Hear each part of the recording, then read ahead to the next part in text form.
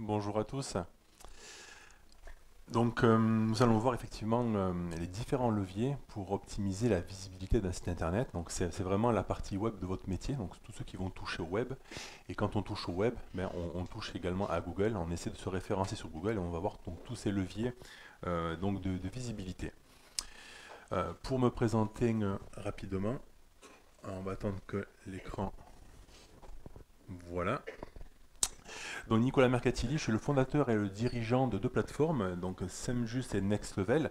Et au travers de ces deux outils, j'accompagne les entreprises à gagner en visibilité sur Google au travers de deux leviers qu'on va aborder. Le contenu web, donc des stratégies pour donc publier sur des sites web et donc améliorer donc leur visibilité grâce à cela, et également des stratégies de liens, ce qu'on appelle le netlinking, qui permet de manipuler un petit peu la popularité d'un site.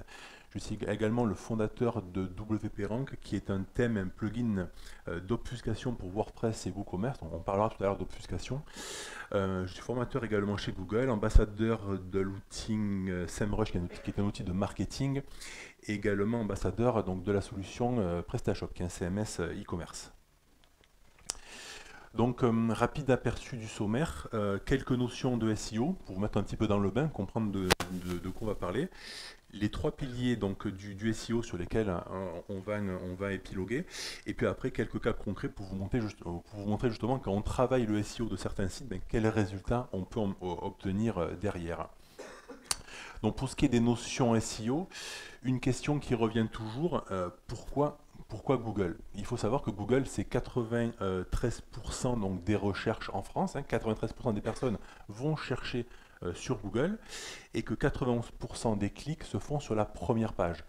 Donc toute entreprise a besoin de venir se positionner sur cette première page si elle veut être visible et obtenir ben, des clients, du trafic et automatiquement du chiffre d'affaires. Donc le SEO, c'est le moyen de gagner en visibilité sur Google. Ça repose sur trois piliers. Donc, on a représenté les trois piliers avec un arbre. Là, ici, on voit justement les classements de Google. Et plus cet arbre va grandir, plus il va monter dans les résultats. La première, c'est la structure. C'est un petit peu les fondations. Il faut un sol qui soit de qualité. Il faut que les racines soient bien dans le sol. Il faut vraiment bien implanter son site dans le sol pour pouvoir construire quelque chose de haut. Après, on a les contenus. Dans les contenus, ben, c'est l'arbre qui va monter justement dans ce qu'on appelle la SERP. Donc les pages de résultats de Google, on appelle ça les SERP. Je vais peut-être utiliser ce terme plusieurs fois. Donc, pour monter dans les SERP, il faut que l'arbre pousse, qu'il grandisse, et ce sont les contenus qui vont faire que cet arbre va monter. Et après, on a les liens. Donc les liens, c'est le petit arrosoir qui est là-bas. Les liens, c'est un petit peu l'effet boost. C'est l'eau, c'est l'engrais qui va faire que ça va accélérer la croissance de l'arbre pour le faire grimper dans les résultats. Donc on a trois piliers, la structure, les contenus et les liens. La structure et les contenus se travaillent sur le site, on appelle ça une optimisation on-site, et on a le lien qui se travaille en dehors du site, une optimisation off-site, et ça on reviendra également dessus. Donc maintenant on va détailler ben, les leviers d'optimisation de ces trois leviers. On va commencer par la partie technique. Donc dans votre cas à vous, vous avez deux solutions. Donc pour propulser un site internet, vous allez partir soit sur une solution from scratch, soit ben, sur certains projets, vous pouvez partir également sur un CMS. L'avantage du CMS, c'est qu'on va gagner en termes de temps. Quand on a un petit site à monter, ben, on gagne du temps, on utilise une solution qui respecte déjà une grande partie de ce que Google veut. Et donc, on respecte quand même les bonnes pratiques. Donc il y a différentes solutions, différents CMS. Donc si on part sur un CMS, vous allez devoir créer un thème. Le CMS, c'est une coquille vide, c'est la structure du site, mais il faut lui intégrer un thème qui va permettre de personnaliser et répondre aux différents besoins de vos clients ou de votre entreprise. Et dans ce cas-là, ben, on essaie de développer un thème qui soit le plus propre et le plus léger possible, parce que ça va générer ben, un site qui sera plus rapide. Plus le code est léger, plus le site sera rapide, et également limiter le nombre de requêtes. Et ça, on va le voir à plusieurs reprises. La qualité du code, le nombre de requêtes qui vont s'exécuter automatiquement pour construire les pages vont grandement impacter le référencement. un thème qui est mal codé, et souvent on voit le cas, il y a des plateformes où on peut acheter des thèmes qui sont préconçus pour les différentes solutions, et souvent les développeurs de thèmes ne sont pas des référenceurs, il y a souvent des aberrations en termes de code, et ça va automatiquement handicaper le référencement, et c'est ce qu'on va essayer de voir dans cette partie-là. Il faut savoir que le thème englobe tous les contenus, c'est-à-dire vous avez les contenus textes qui sont intégrés sur les pages, et le thème, mais c'est ce qui va englober tous ces contenus. Plus il y aura de code autour des contenus, plus le code sera lourd, plus on vient parasiter le contenu, on vient polluer le contenu, et moins bien le site se référencera. Un petit comparatif entre deux thèmes. J'ai pris deux thèmes donc, qui sont pour la solution WordPress. Ici, là, c'est le thème qui est le plus populaire. Il y a une plateforme qui s'appelle ThemeForest où on peut acheter des thèmes. Quand vous êtes développeur, vous pouvez par la suite développer vos propres thèmes et les vendre sur cette plateforme-là et gagner de l'argent. Il y a des gens qui vivent très très bien en développant des thèmes et qui vont vivre dans justement des licences associées à ces ventes-là. Donc ça peut être une facette de votre métier. Ce thème-là, c'est le thème qui est le plus vendu. Il s'appelle Avada. C'est le thème qui est le plus vendu sur ThemeForest. Et ça, c'est le thème que j'ai fait développer pour mes propres besoins, pour mes clients. Là, on voit déjà au niveau des performances, donc on utilise l'outil qui s'appelle ToolsPingdom. On voit déjà, en termes de performance, il y a déjà un écart entre les deux, mais surtout, ce qui est important, c'est que là, on est sur une page qui est identique. On est sur un article de blog avec un contenu texte et seulement une image à la une, une image en tête. Et on voit que ici, on est sur une page qui fait 1,6 méga, et là, on est sur une page qui fait 386 kg. Vous voyez la différence déjà d'optimisation en termes de code et de poids également de la page. On voit ici que pour afficher cette page, il faut 56 requêtes. Donc il y a 56 requêtes qui vont s'exécuter pour construire cette page-là. Ici, on a réussi à tomber à 35 requêtes. Et au final, cette page-là met 2 secondes à se charger. Celle-ci, elle met 725 millisecondes. Donc quand on est en dessous d'une seconde, en termes de chargement, sur le web, on est vraiment très bon, on est vraiment excellent. À savoir que l'hébergement, il joue aussi. Là, on va parler de balisage HN. Est-ce que ça vous parle, le balisage HN? Les H1, les H2, les H3, etc. Voilà. Alors, surtout, ne l'utilisez pas pour styliser les pages. Ce balisage, il est fait pour structurer les contenus. Il est là pour organiser les contenus sur les différentes pages et permettre à Google de comprendre ce qui est proposé et de retrouver comment dire, les différentes informations. Donc là, on est toujours sur le thème dont je vous ai parlé, là, le thème Avada, et là, donc sur le thème que j'ai conçu.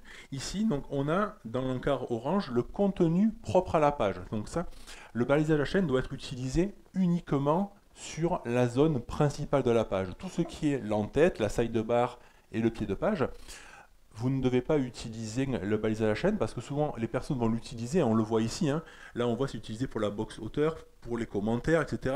Après on se retrouve dans la sidebar pour les commentaires, non, les catégories, les archives, etc. En fait là le balisage HN a été utilisé pour venir styliser donc les différents éléments au niveau du thème, et c'est vraiment une très mauvaise pratique.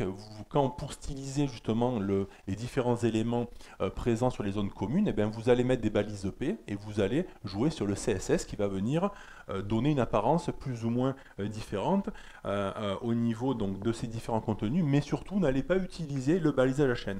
Le balisage HN, on l'utilise uniquement sur le contenu propre à la page et on ne va pas en mettre ailleurs. Et pareil, il y a des bonnes pratiques aussi. On commence toujours par un H1, donc un seul H1 par page. Donc on va décrire au mieux ce qui est présent sur la page. Ça doit vraiment parler seulement en lisant le H1, on doit comprendre ce qui est proposé sur la page. Et après, on a différents H2, des H3, etc. Et on ne doit pas sauter de niveau. Là, par exemple, on passe du H1 au H3. Non, on oublie le H2. Il y a une structure à avoir et Google, il est vraiment friand de ça. Il faut vraiment avoir une bonne structure pour lui donner un maximum d'informations sur ce qui est proposé. Également, une autre bonne pratique à avoir en termes de développement, quand on est sur un thème ou même sur n'importe quel autre site sur lequel vous pourrez travailler, vous devez absolument avoir un seul lien entre deux pages. Pour m'expliquer, là on est sur un exemple d'une page catégorie. Donc page catégorie, ça peut être une catégorie de blog, une catégorie de page e-commerce pour les produits, etc. Et là on se retrouve à avoir trois liens, 1, 2, 3. Donc l'image, le titre et la balise en savoir plus, qui renvoie un lien vers la même page, la page de l'article.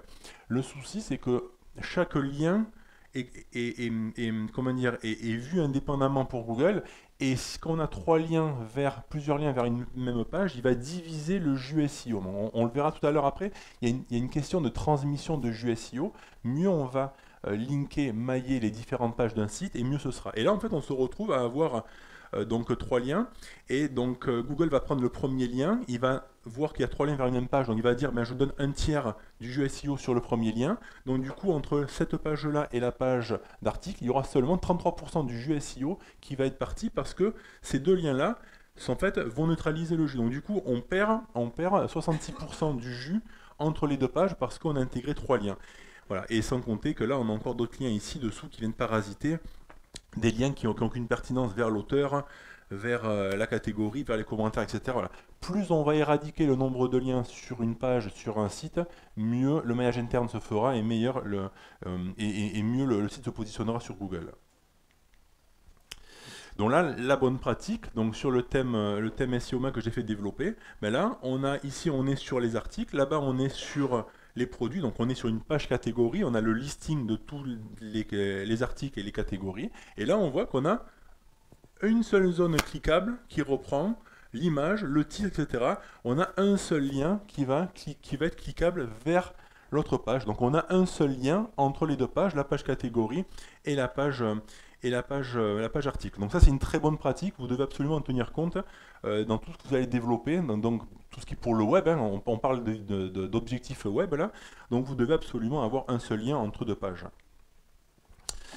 La page d'accueil, c'est la page qui est la plus importante sur un site, c'est la porte d'entrée, c'est par là que la majorité des visiteurs vont venir sur votre site. Donc là, on doit reprendre un balisage HN, on en a parlé tout à l'heure, un balisage HN qui soit parlant. Donc là, j'ai mon titre H1 qui est ici. Donc il faut un titre H1 qui soit parlant. On ne met pas bienvenue sur mon site, ça n'a aucune pertinence sémantique. On essaie d'avoir une balise H1 qui va représenter tout le contenu du site, ce que représente votre site en fait. On essaie d'intégrer également du texte. Souvent, les pages d'accueil sont pauvres en contenu. C'est les pages qui vont recevoir le plus de liens. Quand on va parler de vous depuis un autre site, quand vous allez recevoir un lien, la plupart du temps, ça sera sur la page d'accueil.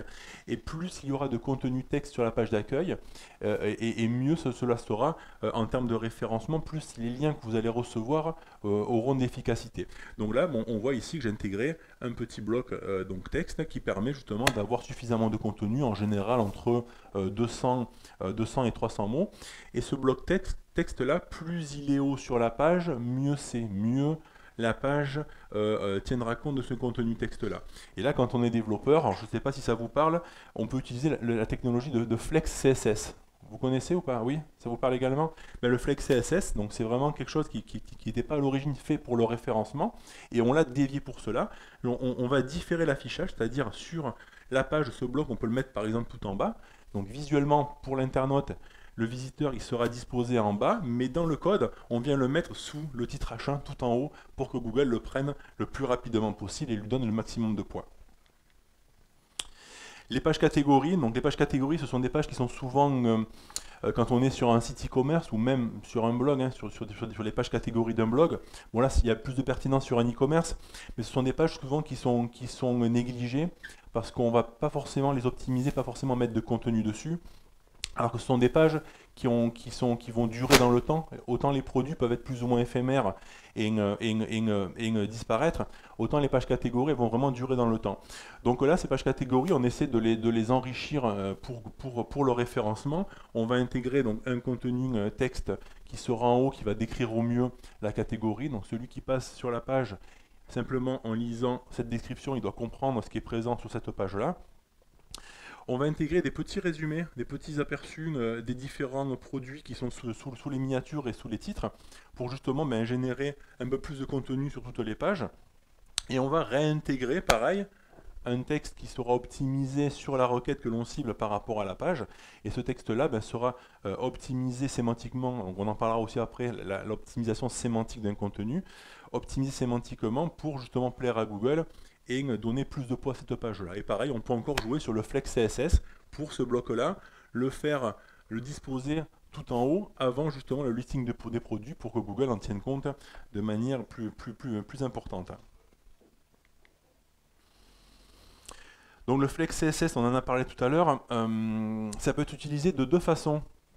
Soit pour les éléments du thème, soit pour les contenus d'une page. Donc, pour la page, je vous l'ai déjà expliqué, hein, on a la page, on vient différer l'affichage des blocs texte pour les mettre le plus haut possible, parce qu'ils auront plus de poids.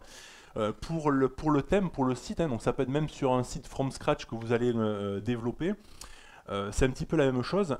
Le plus pertinent pour Google, c'est la partie contenu. C'est la partie contenu, la partie principale. C'est là où on doit intégrer nos contenus, on doit intégrer nos liens, c'est ça qui aura le plus de poids.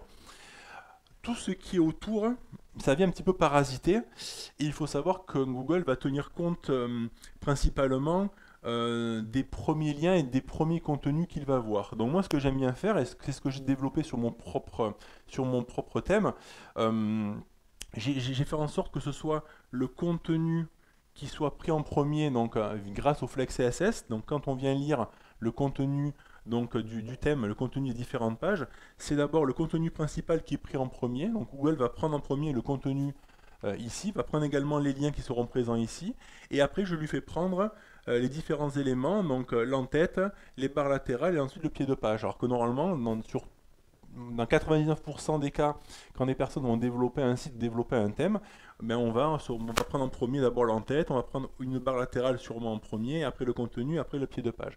Le mieux vraiment, c'est de venir d'abord différer l'affichage dans le code et de prendre en premier le contenu. En termes de SEO, c'est vraiment pertinent. Donc l'UX, je ne vais pas m'étendre là-dessus, vous avez une conférence qui était très bien là-dessus, mais l'UX, c'est à la fois répondre aux utilisateurs, au marketing et au design, hein. C'est vraiment unifier ces trois univers-là. Dans notre cas à nous, ça va répondre à l'expérience que les visiteurs vont vivre sur votre site. On va tenir compte du temps de chargement des pages pour une expérience qui soit la plus rapide possible, du design qui doit être responsive. Le design doit s'adapter à tout type d'appareil pour vraiment avoir une qualité de lecture optimale.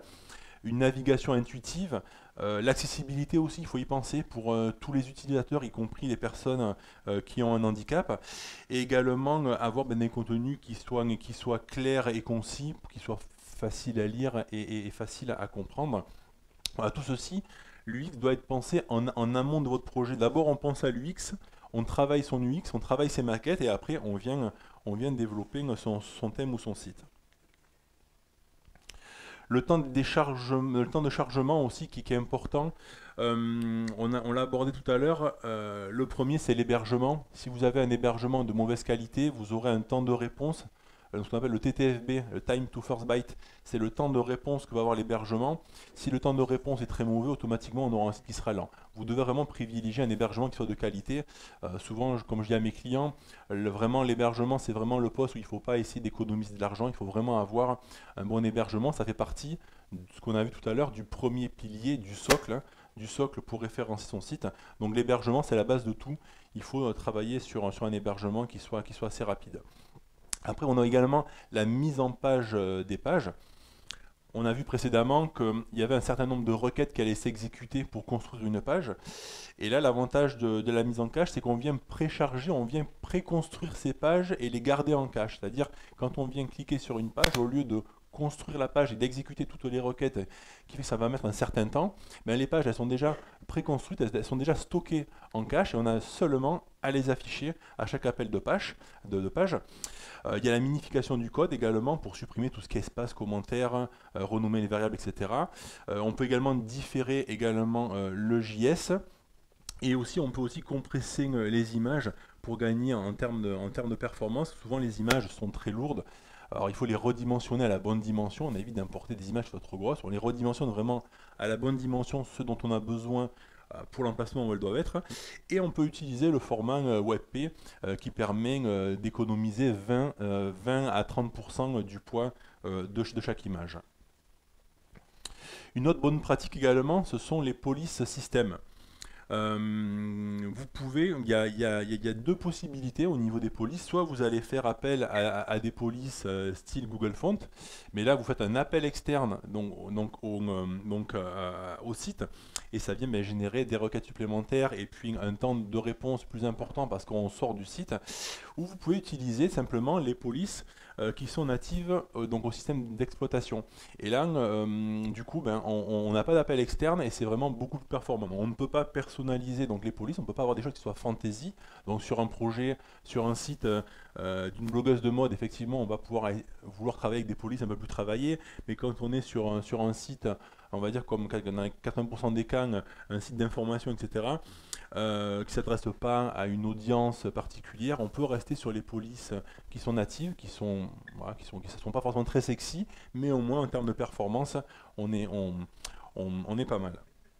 Pareil pour tout ce qui est les box Facebook ou les boutons des réseaux sociaux vont générer aussi des appels externes. Donc vraiment, il faut limiter tous ces appels externes parce que ça va générer des requêtes supplémentaires et des temps de réponse importants. Les métadonnées et microdonnées, donc là on est sur tout ce qui est donc métadonnées, c'est la balise titre, la métadescription qui permettent d'avoir quelque chose de plus pertinent dans les SERP de Google. Et les microdonnées, c'est tout ce qui est principalement visuel, donc des images, tout ce qui est les avis, etc., les notes, qui permettent justement d'avoir des résultats dans les SERP plus attrayants et qui vont attirer plus de clics automatiquement. La seconde partie, donc, c'est la partie contenu. Donc là, il faut trouver, donc, la première chose, c'est trouver les bons mots-clés. Donc pour intégrer donc, du contenu sur ces pages, on va d'abord définir les bons mots-clés. Donc pour ça, il y a différents outils comme celui-ci, la Keyword Magic Tool de chez SEMrush, qui permettent de nous aider à trouver les mots-clés qui sont en rapport avec notre activité. Après, une fois qu'on a son mot-clé, on va utiliser un outil d'aide à la rédaction sémantique. Je lui donne un terme, il va me donner tout le champ lexical associé à ce mot-clé. Et Google, il est friand de ça en fait. Vraiment, plus on va lui donner un champ lexical qui sera large, et mieux il va positionner la page. Donc, il y a des outils, donc ça c'est Youtest Guru, il existe 1.fr, SEO Quantum qui permet de faire la même chose. L'emplacement des contenus, pareil, les contenus doivent être intégrés vraiment dans la zone principale qu'on a vu tout à l'heure. C'est là où il faut intégrer donc les contenus parce que c'est comment dire, tout ce qui est commun, aux autres pages va générer de la duplication. Donc on limite les contenus dans toutes ces zones-là. On laisse vraiment le contenu sur la zone principale. Au niveau de la longueur des contenus, ce que je recommande, si vous voulez essayer de positionner correctement des pages, au niveau des articles, on voit qu'on est entre 500 à 2000 mots, des fiches de prestation de services, des landing pages, on va être autour de 800 à 1500 mots. Fiches produits, essayez d'aller au moins démarrer à 300 mots. Alors des fiches produits, c'est pas toujours évident. J'ai un client qui travaille dans la quincaillerie, il a que des petites vis en inox, etc.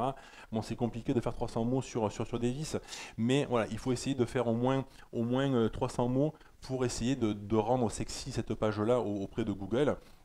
Une page d'accueil, tout à l'heure on l'a vu, au moins 300 mots sur une page d'accueil, c'est le minimum à mettre pour essayer de la rendre pertinente. Vous pouvez créer des guides. Alors là, les guides, on peut y aller, on peut mettre du 2000 à 4000 mots. Des cas clients, des retours d'expérience. Google en est friand entre 500 à 1500 mots. Et après également des interviews qui peuvent être des interviews écrites. On peut avoir une vidéo, mais après la retranscription dessous pour aller entre 500 à 2000 mots. Donc un contenu, bon, ça peut être court ou long. La limite se trouve autour de 1000 mots. Et ce qui est important de savoir, c'est que chaque contenu doit répondre au mieux à la requête, à ce que recherche en fait l'internaute.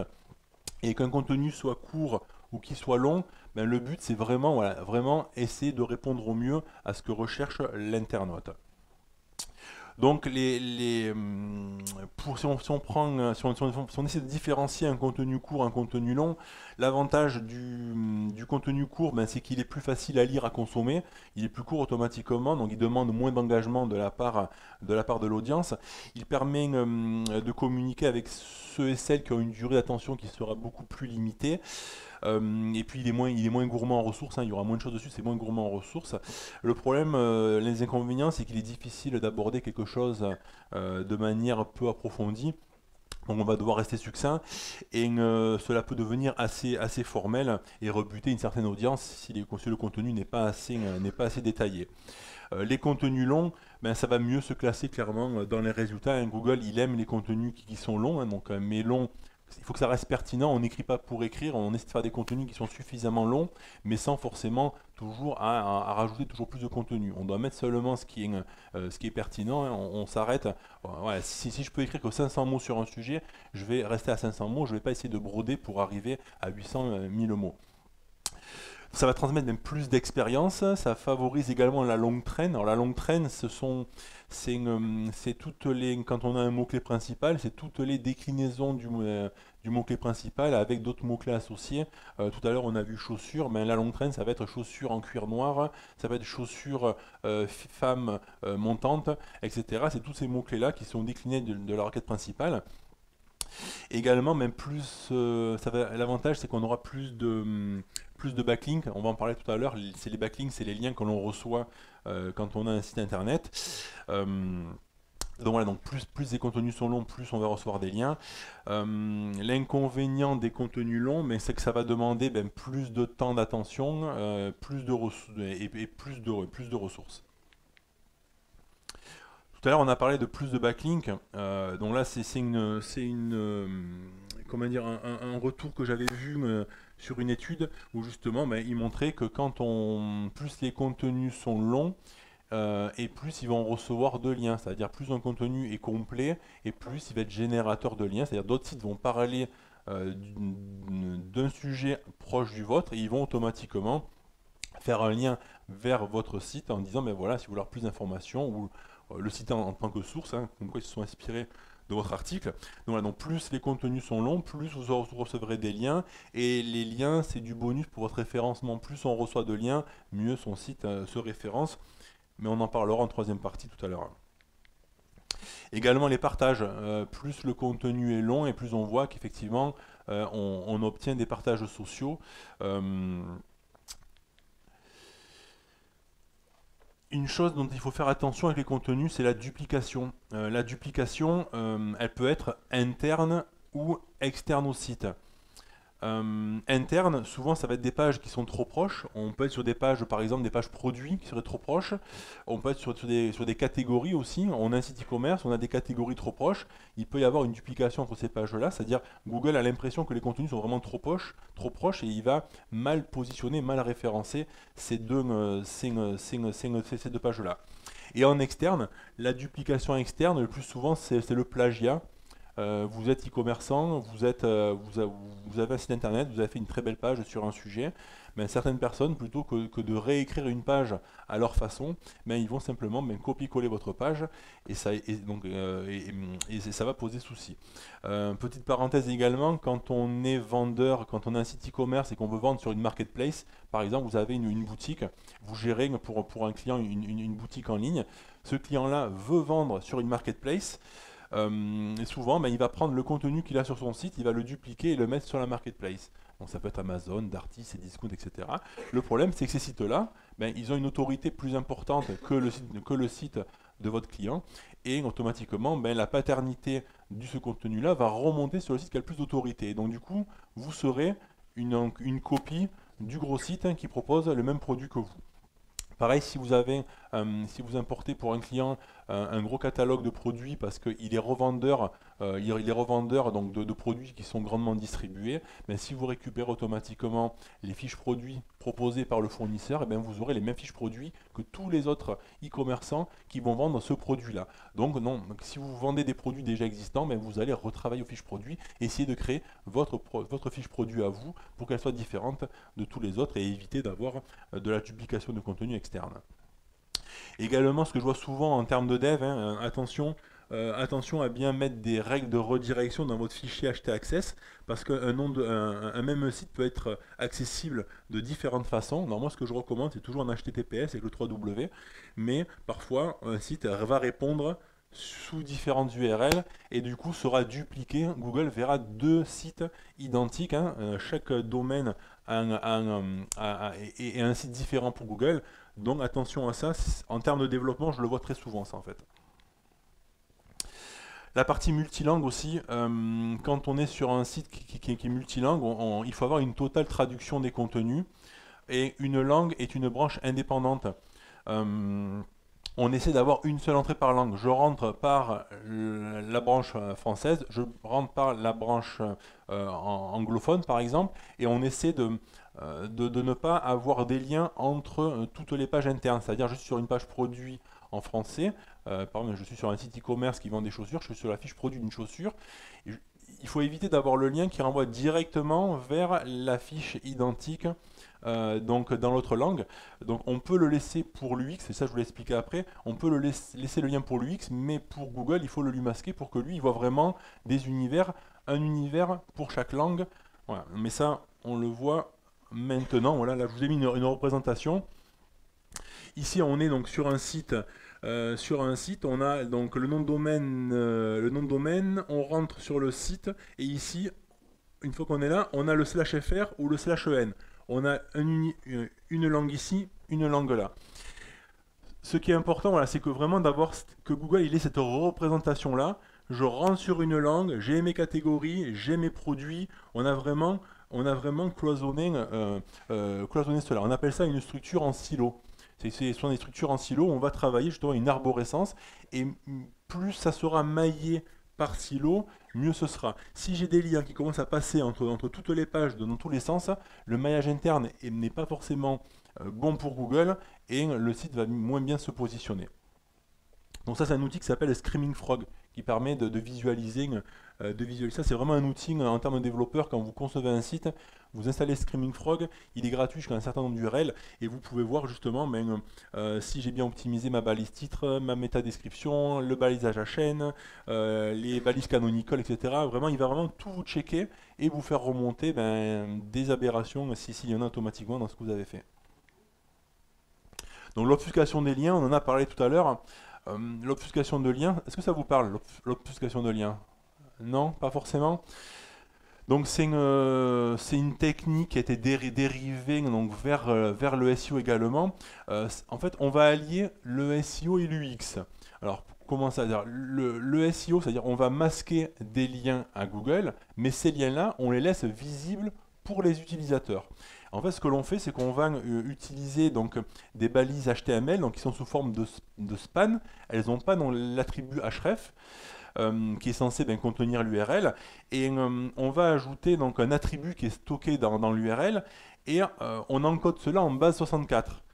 Et donc c'est pas visible auprès de Google, et une fois que le code HTML est rendu et que l'on va déclencher donc le clic, ça va décoder l'URL et afficher l'URL et rediriger automatiquement. En gros, Google n'est pas capable, enfin, aujourd'hui, il ne va pas décoder des URL qui sont encodés en base 64. Du coup, il ne voit pas la balise href. L'URL est encodée, donc il ne la voit pas. Par contre, l'utilisateur, quand il passe sur le site, il vient cliquer dessus, la moulinette va se faire, l'URL va se décoder et ça va être automatiquement redirigé. Donc ça permet d'optimiser donc, le maillage interne d'un site, et on va venir éradiquer les liens qui sont vers les pages, par exemple, les pages panier, les pages mon compte sur un e-commerce, un tunnel de commande, les réseaux sociaux aussi. Les réseaux sociaux, si on peut éviter d'avoir des liens qui sortent vers les réseaux sociaux, c'est une bonne pratique aussi. Tout ce qui est pages d'information, les mentions légales, les CGV, et toutes ces pages-là, en fait, quand elles sont dans le code source, qu'elles sont par exemple, dans le pied de page, elles viennent diluer le jus SEO qui est transmis par le site. Donc plus on a de liens, des liens vers des pages non pertinentes qui n'ont pas d'objectif SEO, plus on va venir gaspiller ce fameux jus SEO qu'on doit canaliser vers les pages les plus importantes du site. Attention également aux pages dormantes. Alors les pages dormantes, ce sont des pages qui ne sont pas forcément visibles sur votre site. Visibles, quand je dis visibles, dans les moteurs de recherche, qui ne génèrent pas de trafic, qui n'ont pas forcément de mots-clés positionnés. Ces pages-là, elles vont tirer votre site vers le bas. Il faut savoir que un site internet doit vraiment avoir un maximum de pages travaillées, et que les pages qui sont mal optimisées, automatiquement, elles vont tirer le site vers le bas. Donc ça, pour les détecter, vous allez simplement sur un outil d'analyse tel que Google Analytics, vous regardez justement quelles sont les pages qui n'ont pas généré de trafic depuis longtemps, et ces pages-là, vous essayez de les sauver, de les optimiser, de les retravailler, et si ce n'est pas possible, on les supprime et on les redirige en 301 vers une autre page. La troisième partie, c'est la popularité. Donc là, petite différence entre le SEO et le SIA, c'est un petit peu comme dans l'immobilier. Le SEO, vous allez investir dans votre patrimoine, vous êtes propriétaire de ce que vous allez mettre en place, et le SIA, en fait, vous êtes locataire, c'est-à-dire vous payez pour être visible sur Google. Vous arrêtez de payer, vous disparaissez, vous retournez là où vous étiez au tout début. Donc nous, on se dirige automatiquement vers le SEO qui est plus rentable. Et donc le SEO, le but c'est de répondre principalement à Google EAT. EAT, c'est une Experience, Authority, Trust, pour expertise, autorité et crédibilité. Ce sont les trois critères aujourd'hui qui sont pris en compte par Google pour déterminer la pertinence d'un site, la pertinence d'une page. Donc l'expertise, Google doit voir que vous êtes un expert dans votre domaine, que vous devez afficher des contenus qui soient bien écrits, qui apportent beaucoup de valeur ajoutée, etc. L'autorité, principalement, c'est recevoir des liens, c'est-à-dire que vous allez recevoir des liens qui sont générés vers votre site, qui vont améliorer votre autorité. Et la crédibilité, c'est tout ce que vous allez mettre en avant au travers de votre entreprise, que vous avez X% de clients qui sont satisfaits, que votre navigation est sécurisée, que vous avez une offre satisfait remboursée, etc. C'est tout ce qui va venir vraiment rassurer les visiteurs. Si on prend donc en premier l'expertise, l'expertise, c'est créer des contenus qui soient à forte valeur ajoutée. Qu'est-ce que va taper mon client dans Google? Et donc, pour rechercher telle typologie de produit, on va essayer de répondre à cela. On va également d'apporter sur son site, d'apporter toujours la réponse en début de page. Si on répond à une intention de recherche, il faut que l'internaute ait rapidement la réponse à sa question. Et on essaie de travailler avec ce que Google aime bien voir, ce sont des listes à puces, des tableaux récapitulatifs, etc. C'est des choses qu'il arrive à mieux positionner dans ses résultats. L'autorité, ça dépend du profil de lien, donc des fameux backlinks. Plus son site reçoit de liens, mieux ce sera. Donc je vais vous expliquer tout à l'heure comment ça fonctionne. Le dernier point, c'est la crédibilité. Donc, comme je l'ai dit, afficher les avis clients, les témoignages clients, des logos de médias qui parlent de vous, des chiffres clés, etc. Voilà, plus vous allez créer de la réassurance autour de vous, de votre personnage, de votre entreprise, et plus vous serez crédible aux yeux de Google. Donc là, on en est justement à la fameuse distribution de jus, donc le netlinking. Donc là, j'ai un schéma qui l'explique très bien. Là, on est sur votre site, vous avez la page d'accueil, des pages catégories et des pages produits. Donc vous avez déjà une distribution du jus, c'est-à-dire quand vous êtes sur la page d'accueil, c'est la page la plus importante, celle qui reçoit le plus de liens, qui va redistribuer le plus de jus. Plus vous aurez de liens qui va sortir de la page d'accueil, plus vous pouvez perdre ce jus-là. Donc c'est pour ça que l'obfuscation de liens va permettre d'éradiquer tous les liens qui parasitent, qui n'ont pas forcément besoin de recevoir de jus, et on va travailler vraiment vers les pages qui en ont besoin, dans les pages catégories et les pages produits. Donc on peut envoyer du jus vers la page d'accueil qui va redescendre naturellement via le maillage interne, ou carrément envoyer du jus directement. Ici on en envoie sur une page produit ou là sur une page catégorie. Donc plus vous recevez du jus en externe, plus vous pourrez en distribuer en interne, et on va cibler les pages qui sont les plus importantes en termes de SEO. Vous travaillez sur un site où il y a une page qui est très importante en termes de présentation d'un service, d'une activité, etc. Cette page-là, c'est celle qu'on va travailler le plus possible en termes de contenu, d'avoir des contenus les plus pertinents possibles pour Google, et on va faire des liens vers cette page-là, et ce combo contenu plus lien va faire que la page va rapidement se référencer. Donc les objectifs du netlinking, c'est donner plus d'autorité à votre site, améliorer les positions également, donc les positions, donc si vous êtes par exemple en 5e page de Google, en 55e position, grâce au lien, on peut justement remonter la page sur la première page de Google.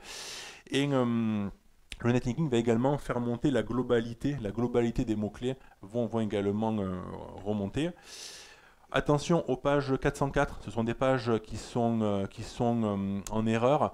Ça vient pénaliser l'expérience utilisateur, et Google, quand il voit des visiteurs qui passent sur des pages 404, automatiquement ça vient pénaliser votre site. Donc voilà, il y a des outils qui permettent de les détecter. Attention à ne pas perdre de jus par rapport à ça. Et là, pour finir, j'ai 3 cas concrets à vous montrer.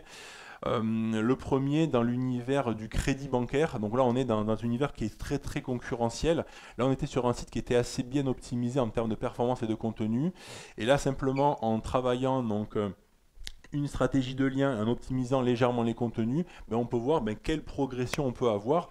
Le site, il est passé de 141 à 302 mots-clés en première position sur Google. La première position, celle que tout le monde veut avoir. Plus 600 mots-clés dans le top 3 et plus de 4000 mots-clés dans le top 10. Donc là, vraiment, les liens ont fait monter les requêtes principales, mais on fait également remonter ce qu'on appelle la longue traîne, ce qui est souvent dans le top 50. Même ça, également, c'est monté. Le cas numéro 2, là on est sur un tout petit site dans les arts et loisirs créatifs. Donc c'est un site qui avait très peu de visibilité, qui n'était pas forcément bien optimisé. Donc il a fallu travailler pas mal de choses. Le maillage interne, les contenus, on avait changé l'hébergement également sur ce site-là. Et une fois que tout ça était optimisé sur la partie on-site, pareil, hop, on repart sur une stratégie de lien. Donc là, petit budget, seulement 300 € par mois. Et on voit là, plus 94 mots-clés en première position, 174 mots-clés dans le top 3 et plus 702 mots-clés dans le top 10. Donc très belle progression pour un petit site. Donc là, ça change complètement la vie d'un e-commerçant en fait. Une progression comme ça, le chiffre d'affaires, il explose complètement. Mais ça, voilà, ça va dépendre de vous, de l'optimisation sur la partie on-site, etc. Du travail des contenus pour ceux qui vont gérer la partie marketing, etc. Et également, après, la partie lien. Voilà. Quand vraiment ces 3 leviers sont bien optimisés, là, l'e-commerçant, il a son chiffre d'affaires est complètement métamorphosé. Et le cas numéro 3, on est sur un site dans la beauté, où là, on a dû retravailler les pages, les balises titres qui n'étaient pas optimisées. Donc, on était sur un WordPress. Et dans WordPress, nativement, on ne peut pas paramétrer, configurer les balises titres, on ne peut pas les renseigner. Donc l'e-commerçant ne l'avait pas fait. Donc là, on a intégré un plugin qui a permis cela. On a optimisé toutes les balises titres. On a retravaillé les contenus des différentes pages. Et là, pareil, avec 600 € par mois, on a pu avoir cette progression-là, qui est assez également importante. Voilà, j'ai fini. Si vous avez des questions, n'hésitez pas. Mais voilà, en tout cas, ce qui est important à savoir, c'est que votre rôle est très important. Si vous travaillez sur un projet qui n'a pas d'aspect autour du web, effectivement, il n'y a pas d'enjeu de référencement, etc. Mais dès que vous allez être associé à un projet sur le web, ce que vous faites est très important. Vraiment, les développeurs n'ont pas forcément de notion de référencement et des choses peuvent vraiment dégrader la qualité du site. Donc si vous arrivez à avoir une vision sur tout ce que j'ai expliqué et y penser quand vous y serez, honnêtement, ça va changer vraiment la qualité des projets sur lesquels vous allez travailler. Alors je propose qu'on prenne 1 ou 2 questions maximum. Allez, une là-bas et je reprends le micro juste après. Je voulais savoir si toutes ces règles de SEO sont gravées dans le marbre ou si Google met souvent à jour son algorithme, ce qui rendrait certaines obsolètes. Ça change énormément en fait, ça change énormément. Alors moi j'ai commencé mon activité en 2010. En 2011 on a eu Google Panda, en 2012 on a eu Google Penguin, c'est des gros changements majeurs. Là en 2023 Google intègre l'IA également dans ses résultats, donc les SERP de Google vont changer également, donc Google évolue constamment. Et nous, nous devons automatiquement nous adapter. Là, ce que je vous ai présenté, c'est vraiment, on peut dire c'est gravé dans le marbre, c'est la base, mais d'autres choses vont se rajouter par la suite. Voilà. Là, par exemple, ce qu'on a vu tout à l'heure, la partie EAT, expertise, autorité et la crédibilité, ça, c'est quelque chose qui est assez récent. Ça a 2 ans, 3 ans. Mais les choses évoluent, mais c'est une continuité de tout ça, en fait. Voilà. On ne va pas revenir, on ne va pas changer tout ça, c'est juste une évolution à la suite de ça, en fait. Et ça sera la deuxième et dernière. Merci pour la présentation. Je voulais vous demander, pour toutes ces remarques que vous avez faites sur le référencement, etc., est-ce que vous avez trouvé vous-même en faisant du reverse engineering ou est-ce que c'est Google peut-être qui vous met à disposition des informations sur l'optimisation? Google, il ne nous donne rien en fait. Google, en fait, lui, ce qu'il veut, c'est que tout se fasse le plus naturellement possible et qu'on n'aime pas le manipuler. Donc nous, en fait, on joue au jeu du chat à la souris. En fait, on doit comprendre comment fonctionne Google, tester des choses et en arriver là. En fait, mais ça, c'est des années d'expérience. Après, c'est pas commun, hein, c'est pas comme mon expertise. Hein. Beaucoup de personnes partagent ce qu'ils font, mais en tout cas, il faut tester. Donc, dès que je vois passer une information, etc., bah, allez, je teste, je regarde, etc. Mais c'est beaucoup, beaucoup, beaucoup de temps à passer et à tester les choses pour en arriver là, en fait. Ouais. Parfait, merci beaucoup Nicolas pour toutes ces infos.